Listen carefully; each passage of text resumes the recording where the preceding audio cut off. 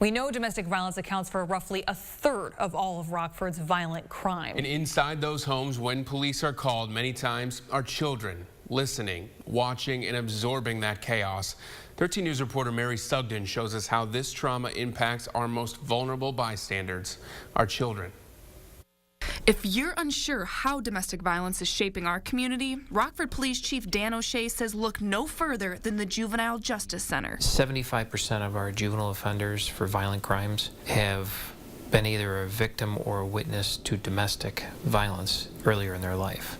A review of juvenile offenders charged in Rockford found that 75% had either grown up in a home with domestic violence or were victims themselves, a stat some local professionals think reflects the low end. On average, there are 8 incidences of domestic violence in a home before law enforcement are ever involved. And so it would be my assessment that that 75% number is probably low because there's a lot of family violence in our community that's happening that's never documented for anybody to see. But what is seen still accounts for a third of the violence in the city. Even worse, it's creating the next generation of criminals. Right now, the kids we're dealing with, the teenagers we're dealing with, they're violent.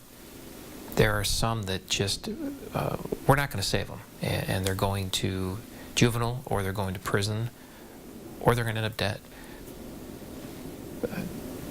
There are no other options. You're going to prison, or you're going to a graveyard. A staggering outlook. And for these young offenders, what led them to time in handcuffs started a long time ago.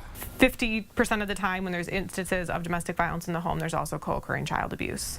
And the impacts are alarming. Children who grow up in this violence are 74% more likely to commit violent crime. They often meet the criteria for post-traumatic stress disorder, with effects on their brain similar to that of combat veterans. They're 6 times more likely to commit suicide, and their chance of abusing drugs or alcohol increases 50%.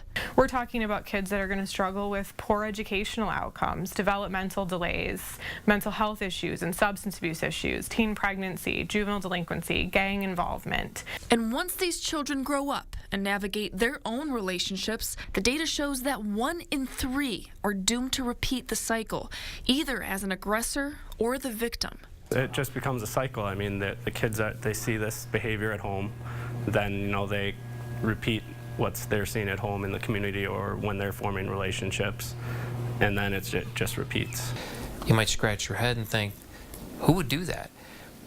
Who does that is someone who grew up watching it, has been doing it their whole life, and now they're teaching their children that this is the way you deal with conflict resolution. So to make a dent in this violent cycle, community advocates say we need more resources to intervene in these lives as early as possible. Over the past decade, we've lost a lot of our resources and a lot of our funding for programs and stuff like this. And, it's been proven that it's more effective when kids aren't incarcerated and they're in the community working on this stuff. Are we a neighbor? Are we a coach? Are we a friend? Are we a family member?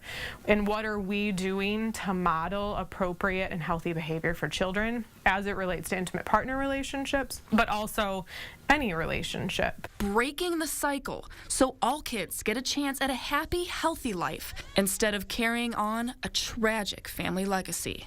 For your 13 Weather Authority, Mary Sugden, 13 News.